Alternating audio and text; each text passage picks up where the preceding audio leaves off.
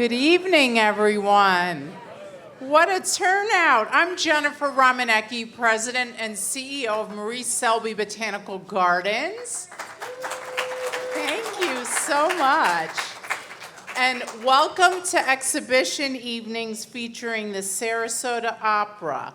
And I have lots of wonderful words to share, but before I do, how many of you received my email today? Oh, well, I see some of you with Selby Gardens receiving from Travel and Leisure the Global Vision Award for our sustainability.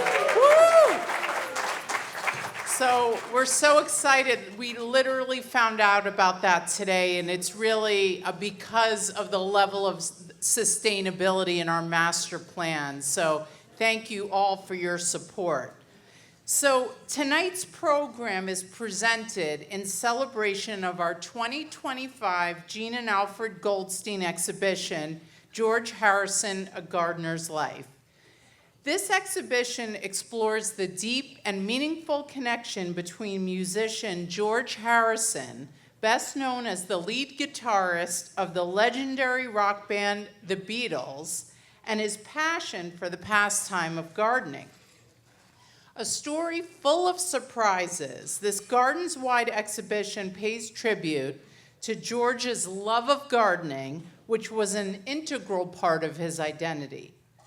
In 1970, not long after the Beatles disbanded, the then 27-year-old George purchased the estate of Friar Park outside of London.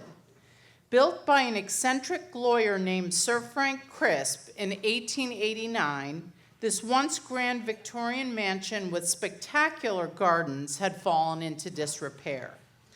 With the help of his wife, Olivia Harrison, George was able to revitalize the estate, and it was in this process that George's love of gardening began to flower. We are thrilled to connect you to George Harrison in a way that has never been done before, and our deepest gratitude goes to Olivia Harrison and the Harrison Family Archive for their phenomenal collaboration that has made this exhibition possible.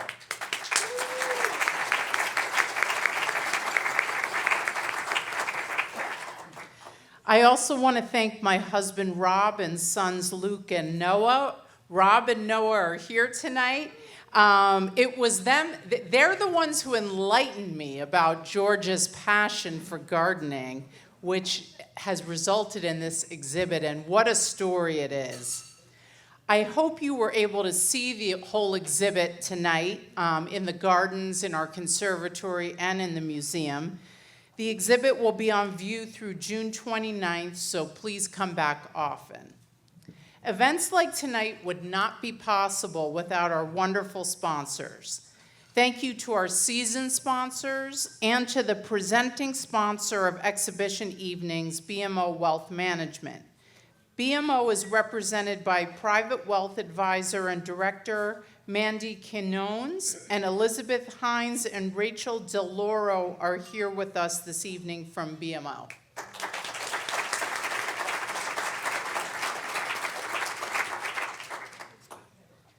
I'd also like to thank Mike and Dee Bennett, who are here tonight. Mike and Dee, there they are. So Mike and Dee Bennett have generously sponsored this evening, and they're both big opera lovers and have really championed having opera in the gardens. So thank you both for your ongoing support of this wonderful program. I also want to thank the Virginia B. Toolman Foundation and media sponsor, the Sarasota Observer, for their support. In fact, I saw Emily Walsh here tonight. Where's Emily? There she is. Yeah, great. And finally, I want to extend a warm welcome to the alumni here tonight from my alma mater, Lafayette College. Thank you for joining us this evening.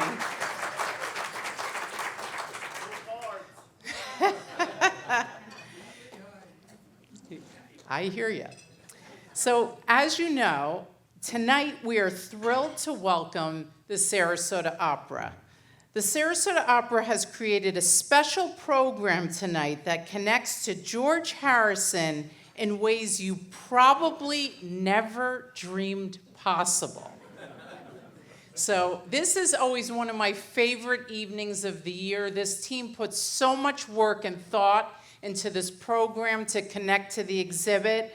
I'm just so excited, and I want to extend my deepest appreciation to the Sarasota Opera team, led by Maestro Victor Dorenzi and General Director Richard Russell. So it's an incredible team, and I also want to thank Artistic Administrator Marco Nistico, as well as Director of Education Martha Collins.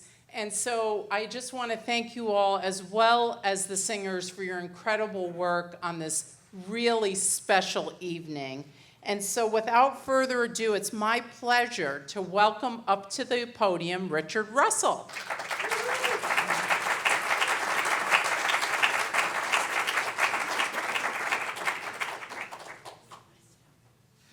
Thank you, Jennifer. It's always a great pleasure for us to be here, and on behalf of myself and my colleague, Artistic Director Victor Dorenzi, who is currently in his warm-up to conduct a performance tonight.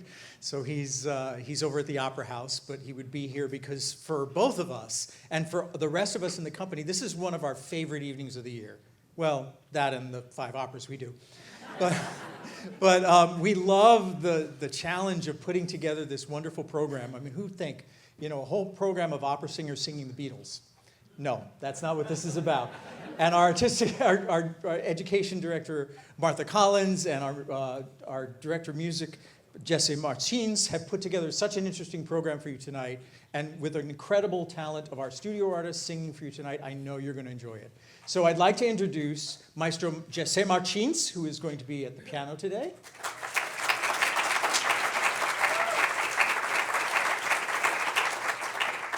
And our Director of Education, Martha Collins, who will be your guide to tonight's performance.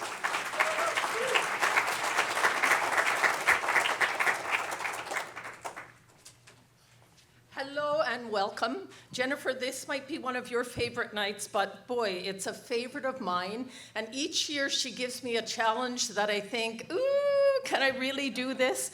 And it's this wonderful puzzle that I get to put together. So, George Harrison's autobiography is dedicated to gardeners everywhere.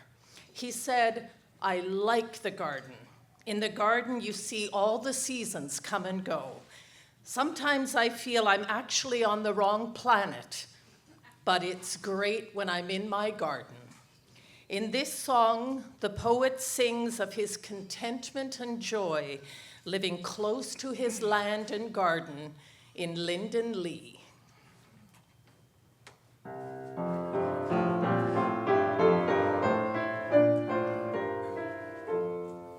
Within the woodlands flowering gladed by the oak tree's mossy moot, the shining grass blades timber shaded, now do quiver underfoot, and birds do overhead, and waters bubbling in its bed, and there for me the apple tree do lean down low in Linden Lee.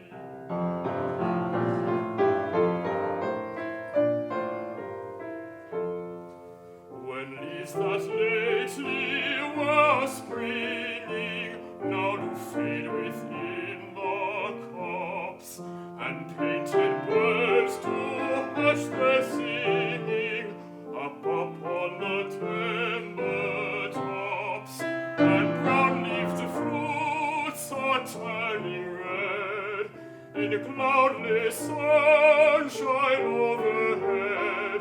With fruit for me, the apple tree do lean down low in Linden Lee.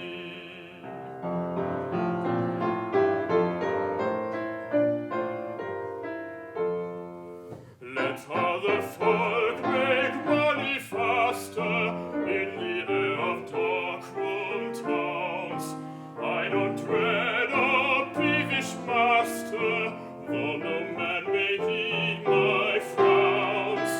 I'd be free to go abroad, or take again my homeward road, to where for me the apple tree do lean down low in land and me.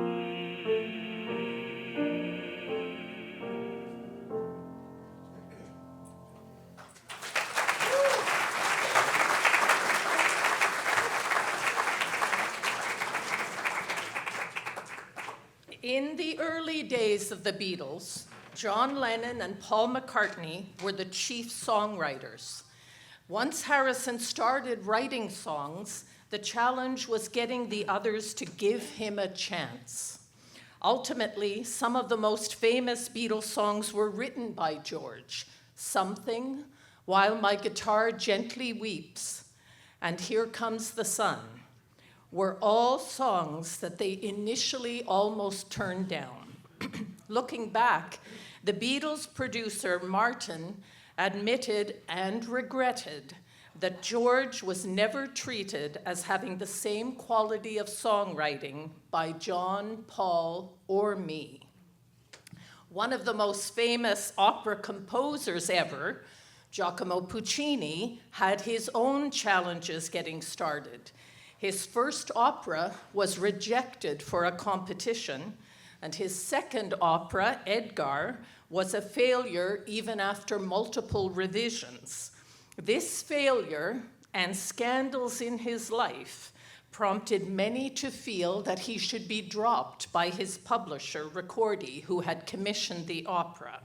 Fortunately, he wasn't, and from him we have some of the most famous operas of all time. In this aria from Edgar, Frank sings of his passion for Tigrana, and though he has tried 1,000 times to leave her, it is she alone he dreams of, desires, and loves.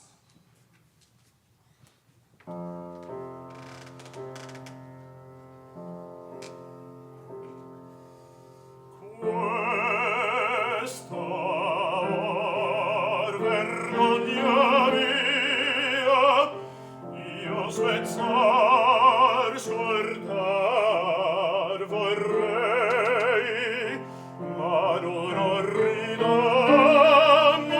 Maria, sono schiavi sensi miei, mille volte al ciel giurai di fuggirla e a lei tornai.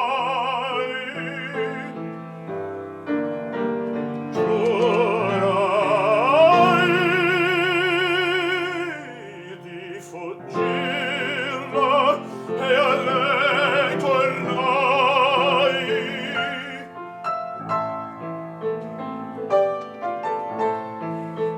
Ella ride del mio pianto ed io vil col cuore infranto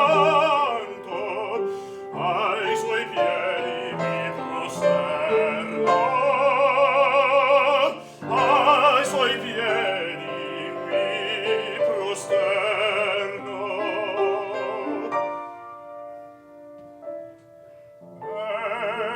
Ella ride del mio pianto, del mio sdegno.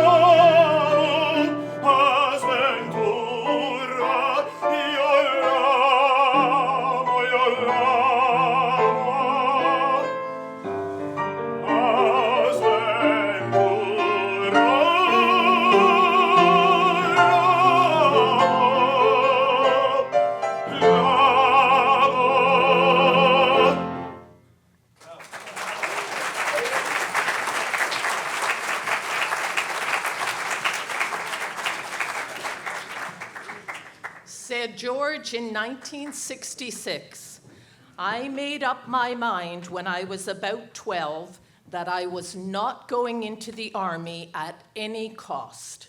It's not the sort of thing you should either want to like or dislike. Anything to do with war is wrong. In this duet, as Rodolfo is leaving for battle, he asks his wife to teach their son to take pride in his Italian heritage, while she sings of her fear and heartbreak.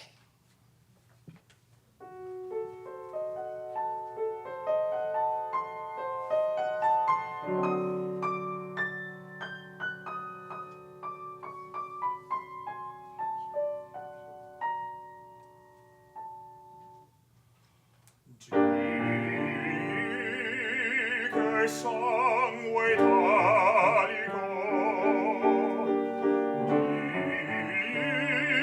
che sangue mio, che de mortali e giudice la terra no, ma Dio.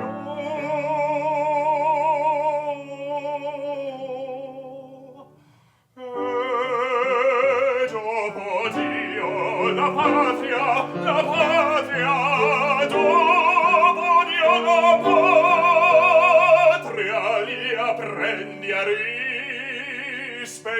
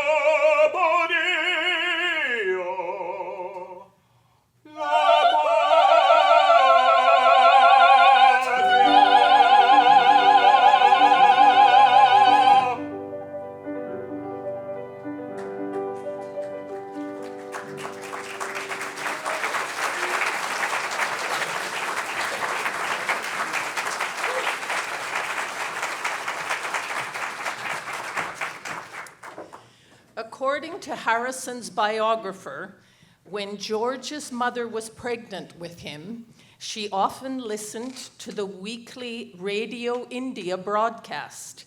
Every Sunday, she tuned in to the mystical sounds of sitars, hoping that the exotic music would bring peace and calm to the baby in her womb. Interestingly, he later in life embraced Indian culture, its music, meditation, and religion, and incorporated elements of these into his own art. For his opera Satyagraha, Philip Glass turned to the famous Indian civil rights leader, Mahatma Gandhi. The title of the opera translates as a policy of passive political resistance, especially that advocated by Gandhi against British rule in India. In this excerpt from the opera, Gandhi, singing in Sanskrit, preaches compassion and unity.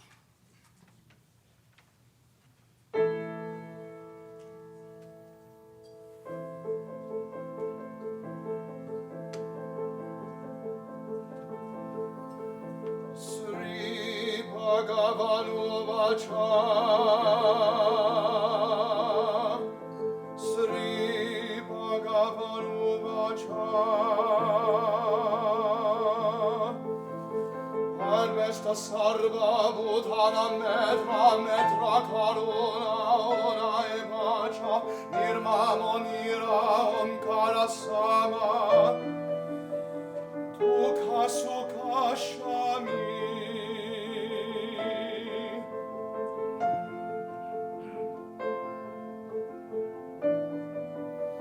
Samtashta Satan Veshta Sarva Bhutana Metra Karuna Ona Evacha Nirmamo Nira Omkara Sama Dukha Sukha Shami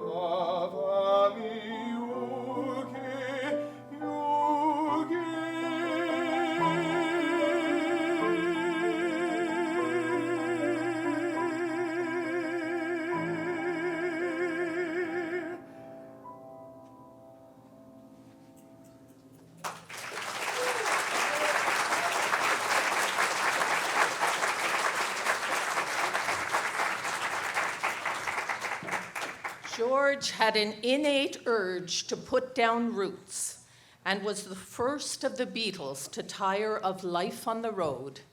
As Jennifer said, in 1970, he purchased and restored Friar Park, a Victorian manor on 36 acres of land. He built a team of 10 gardeners and headed and participated in the renovation of the gardens. The landscaping included 3 lakes, a maze of caves, grottos, 10 acres of formal gardens, and a multitude of garden gnomes. He is pictured with some of these gnomes on the cover of his album, All Things Must Pass. In this aria, Vodnik, the water gnome and ruler of the lake, in despair warns his daughter about the dangers of the human world and the folly of her desire to become human, to be with the prince, the man she loves.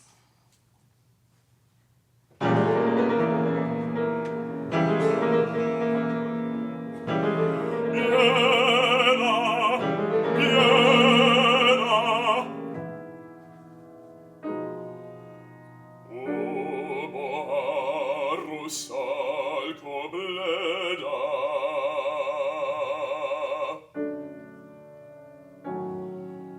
Wnaden świata zakleta.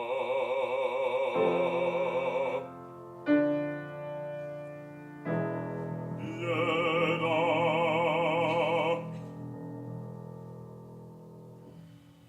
Celi świat bieda, bieda. Fornici mrzisze rozkreta.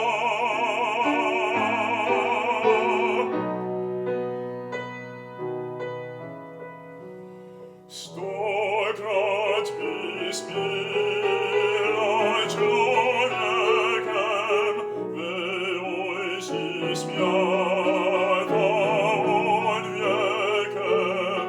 Stokrat wyspila człowiekiem, wyojsi świata od wiekiem.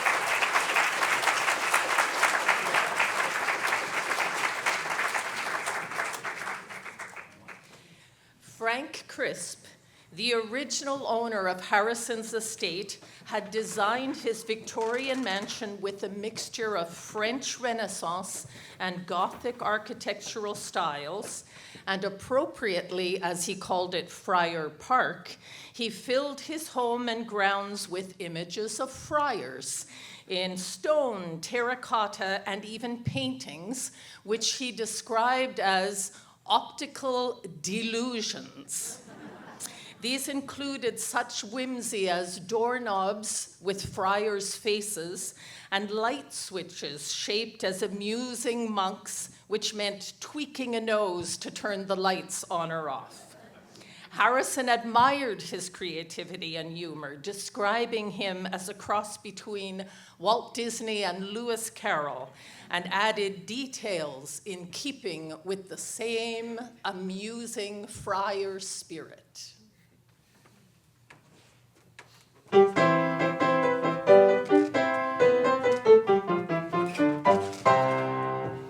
are the friars of orders gray, and down the valley we keep our way. Our appetite we never deny, with a generous serving of chicken pie. Our long beat roll me merrily chaunt, wherever we walk, no money we want. Wherever we walk, no money we want. And why we're so plump, the reason we'll tell. Who leads a good life is sure to live well. Who leads a good life is sure to live well. What baron or squire or knight of the shire lives half so well as a holy friar? Lives half so well, lives half so well, lives half so well as a holy friar. Lives half so well as a holy friar, as a holy friar, holy friar, holy friar, holy friar.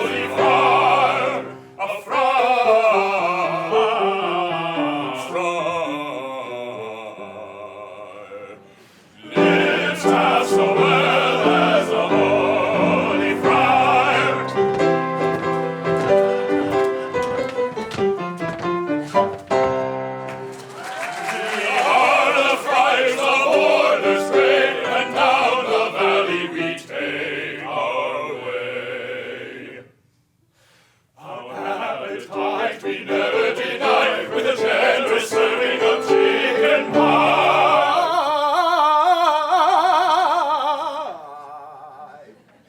On long beat road we merrily trot, wherever we want, no money we want. Wherever we want, no money we want.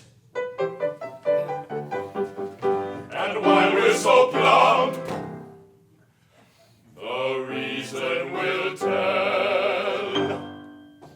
Who leads a good life is sure to live well. Who leads a good life is sure to live well. What bearer, squire, or knight of the Shire lives half so well as the Holy Friar? Lives half so well, lives half so well, lives half so well as the Holy Friar. Lives half so well as the Holy Friar, as a Holy Friar, oh Holy Friar, oh Holy Friar, oh Holy Friar.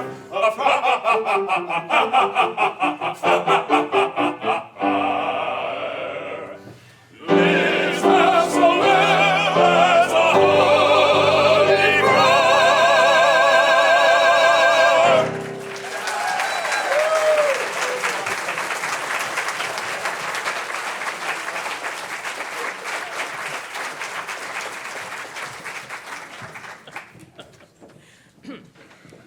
There were many factors that contributed to the breakup of the Beatles, but certainly one was George's frustration at not being treated equally as a composer and his desire to find his own path. In this aria, Louise has broken away from the restrictions and expectations of her family to join her lover in Paris. She sings ecstatically of her happiness in her beautiful new life, full of love.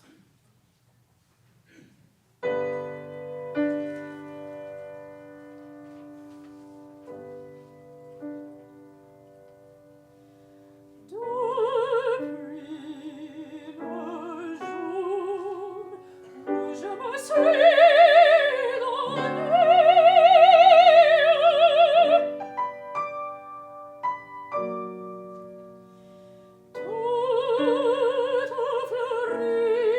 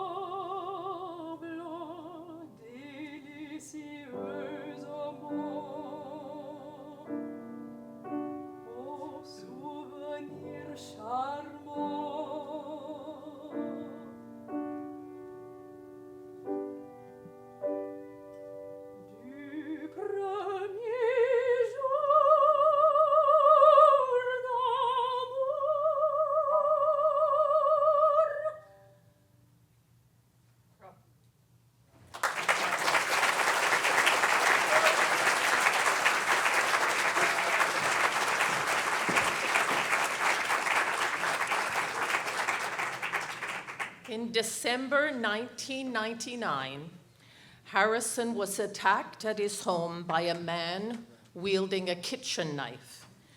Harrison was hospitalized with more than 40 stab wounds, and part of his punctured lung was later removed. He was quoted as saying, "There was a time during that violent struggle that I truly believed I was dying." In this point of the opera Don Carlos, Rodrigo is dying from a gunshot wound.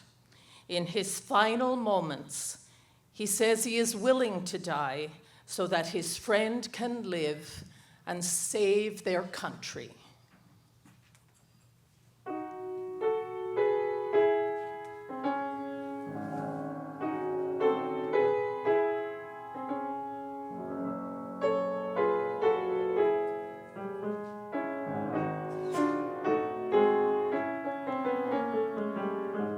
O Carlo, ascolta,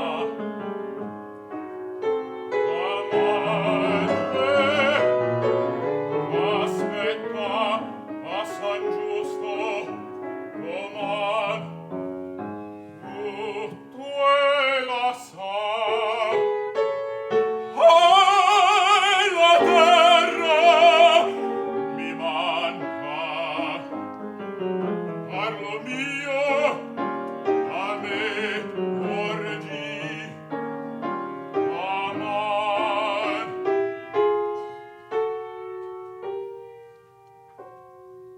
Io morro, ma lieto in cuore che potei così servar. Alla Spagna un salvatore,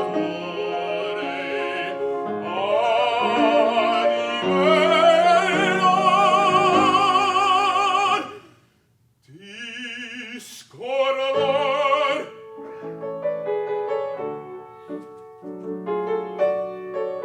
Di me non ti scordar, sì, regnare tu dovevi, ed io morir per te.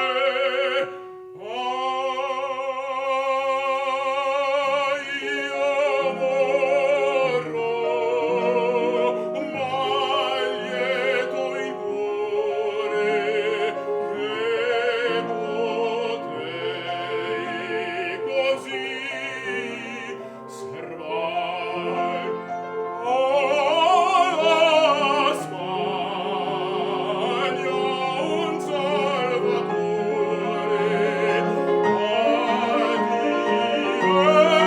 animeran ti scorvar. La terra mi manca, l'amaro a me, a me.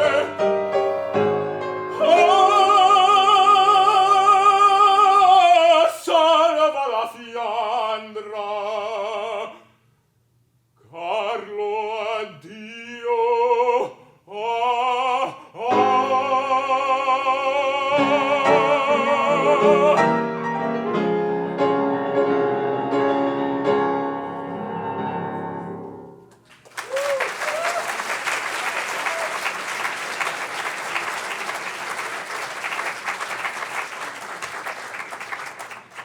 The man who tried to kill Harrison was diagnosed as a paranoid schizophrenic and was quoted as saying that he was on a mission sent by God and that the Beatles were witches. Arthur Miller's The Crucible is a partially fictionalized play based on the Salem witch trials, where a group of young girls falsely accused others of being witches. He wrote the play as an allegory for McCarthyism, when the United States government persecuted people perceived as communists. In this scene, John Proctor has now been convicted to hang, as he will not admit he was in consort with the devil. At the urging of fellow townspeople, his wife Elizabeth visits him in prison to try to convince him to confess to witchery and save his own life.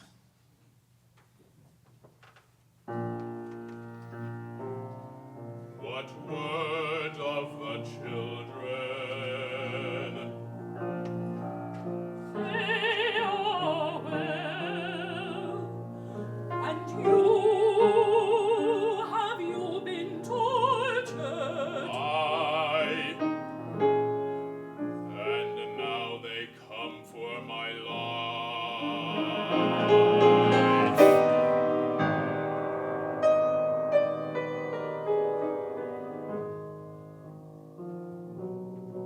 Have any confessed? 100 or more they say, but not Rebecca, nurse, nor poor just Corey.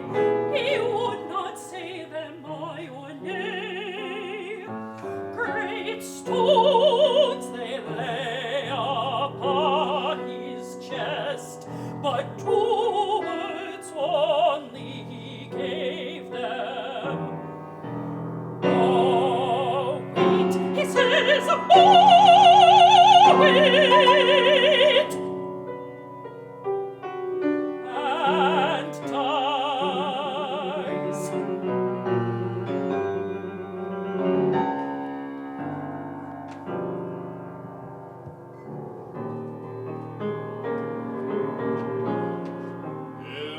Elizabeth, I've been thinking that I would confess. What say you? As you will, so I would have it. But John, I want you living. I cannot mount the gibbet like a saint. Will you forgive me if I lie? John, oh John, it was my lie that brought you here. I, not you, should ask forgiveness. It's a cold wife that drives a man to lechery. Oh no, I will not hear it. I counted myself so very plain, so poorly made, that no honest love could come to me. Suspicion kissed you when I did. I never knew how I should say my love. But know this now, as I know it. Whatever you will do, it's a good man's doing. Whatever I will do, will you forgive me? Whatever you will do, whatever way you go, Elizabeth, I will go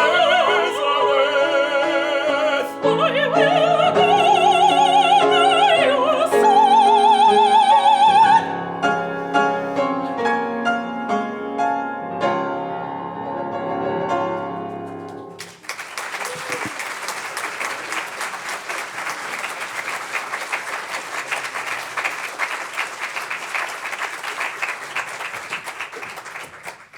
Said George Harrison, I liked music very early. I remember when I was about 4, standing on a little leather stool singing One Meatball.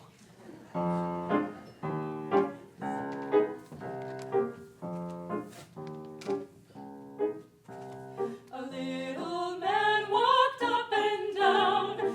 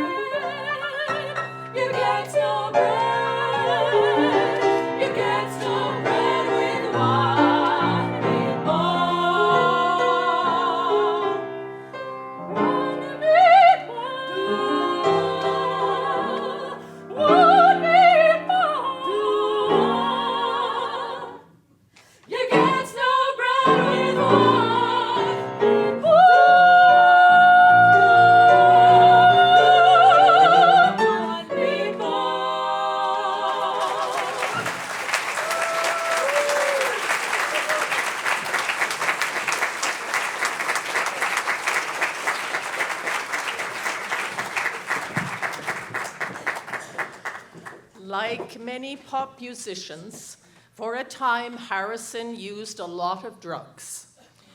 He first tried LSD when his dentist slipped it into his tea. And his first wife, Patty Boyd, in interview, spoke of his constant use of cocaine. He later became clean largely through a new focus on meditation and spirituality. Composer John Corigliano earned an Oscar nomination for his movie score of Altered States, a sci-fi horror film where a scientist tries to unlock different states of consciousness using sensory deprivation tanks and powerful hallucinogenic drugs. His score was lauded for its haunting and evocative music. In his opera, The Ghost of Versailles, he used this same creativity. The opera is set in an afterlife existence of the Versailles court of Louis XVI. Queen Marie Antoinette is haunted by her past and the horrifying memory of climbing the steps to the guillotine.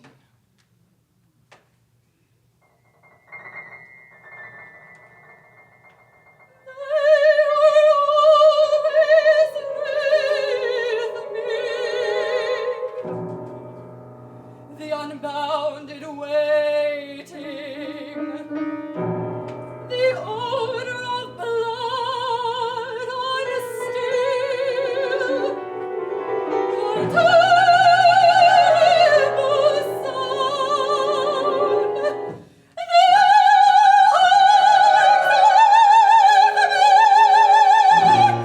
my crying children, the crowds pushing sacred hands on backs.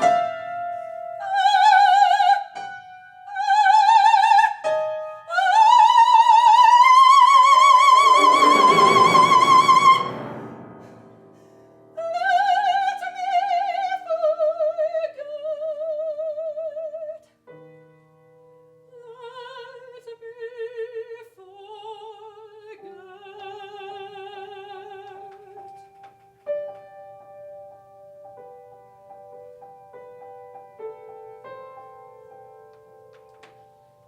Once there was a golden bird in a garden of silver trees.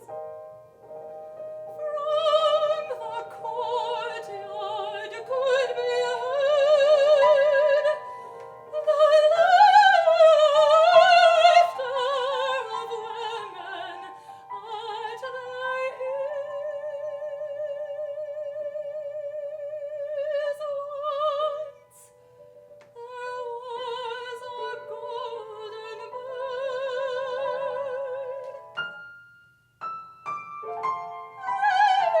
in a garden of silver trees.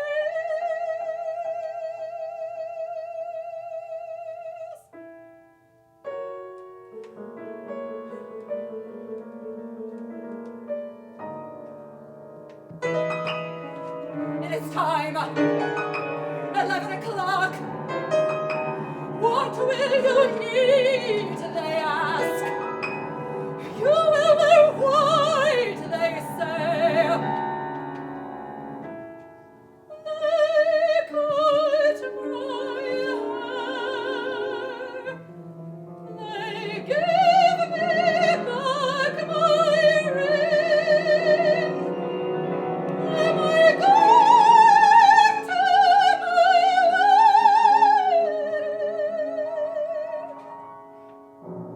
wedding?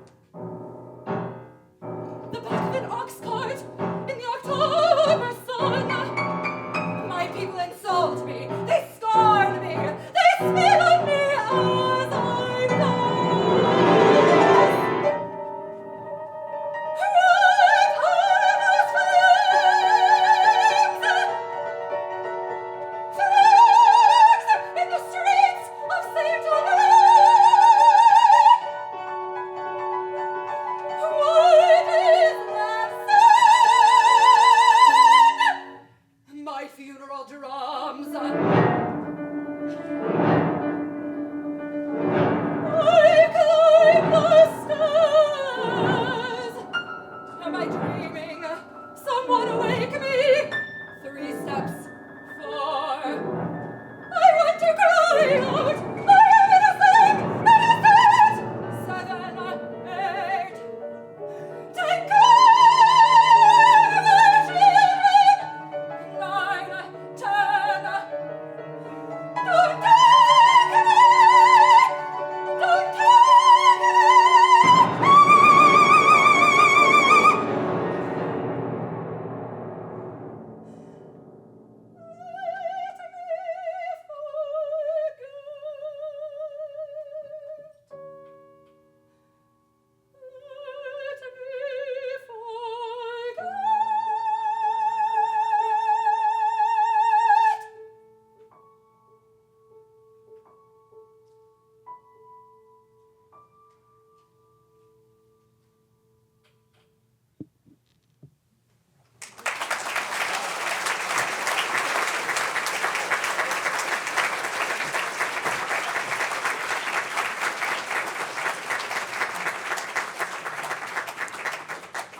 Until George was about 8, their family of 6 lived in a terraced house on a cul-de-sac with an outdoor toilet, and the only heat came from a single coal fire in the kitchen. Said he, each room was about 10 feet square, and in the winter it was cold, freezing, the worst. There was ice on the windows, and you had to sleep with a hot water bottle. In this scene from Leoncavallo's version of La Bohème, Mimi and Musetta are at odds. Mimi has come back to the poor garret she shared with Rodolfo because she realizes she cannot live without his love. Musetta, who can no longer bear the suffering and deprivation of poverty, encourages her to save herself and leave. Tu qui, perché, che vuoi?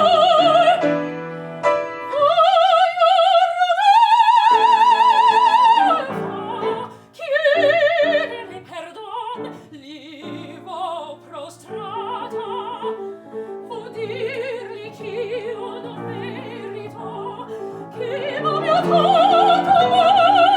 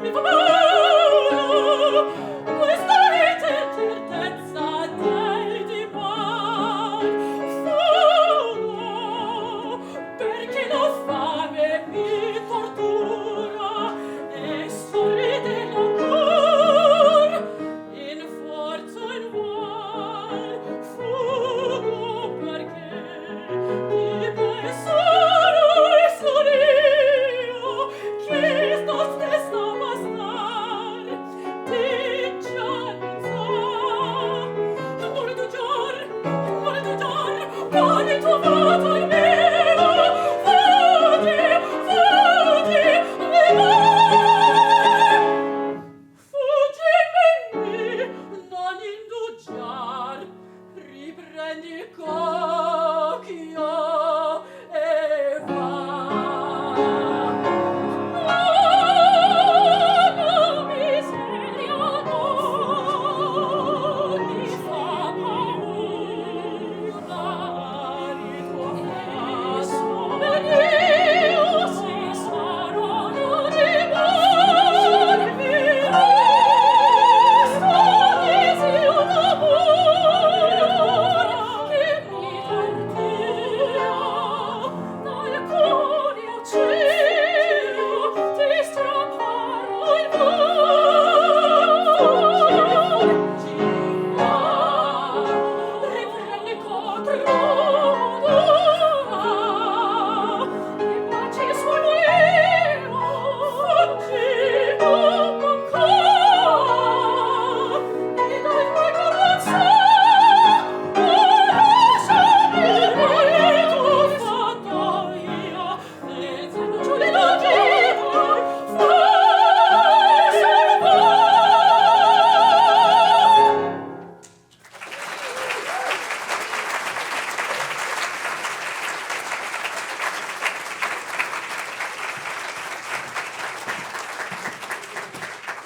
George's son said his father missed nearly every dinner because he was in the garden.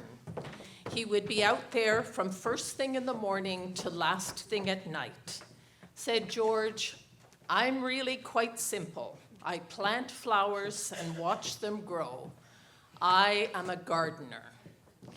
The great Italian composer Giuseppe Verdi bought a farm in the country, and on government documents he listed his occupation as not composer, but farmer. He oversaw every aspect of the farm, even as he kept writing operas that played throughout the world.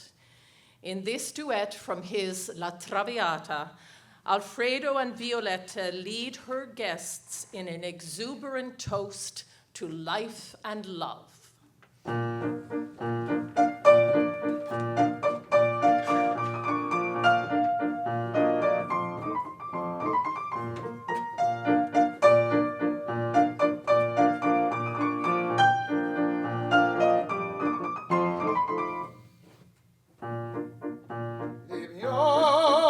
Liviamo negli lieti calici che la bellezza infiora e la fuggevole la sinebria voluta.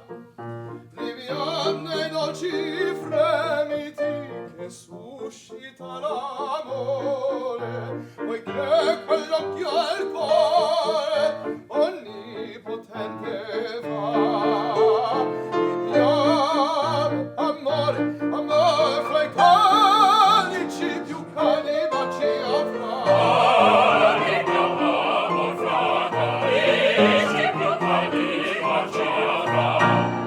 Tra voi saprà di vivere il tempo mio giocondo, tutta in follia, follia nel mondo, ciò che vuole piacer. Godiam fugace il rapido e il gaudio dell'amore, è un fior che nasce e muore, e più si può godere. Ci invita in fervida cento illusione. La tazza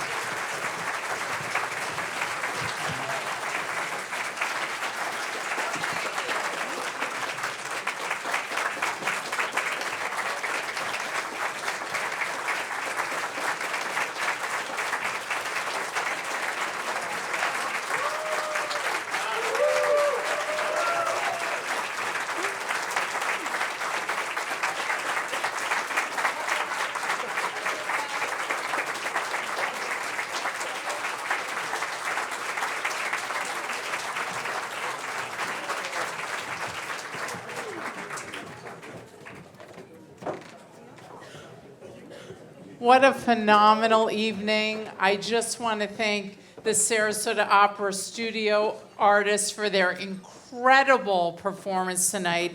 Absolutely amazing. Many thanks to the maestro and Richard, Martha, your phenomenal work in putting this all together. None of us thought this is a singular tribute to George Harrison, what you came up with. It was amazing and so unexpected and really unique and special. I also want to thank Marco and Jesse and the whole Sarasota Opera team. Thank you for a really special evening. Thank you.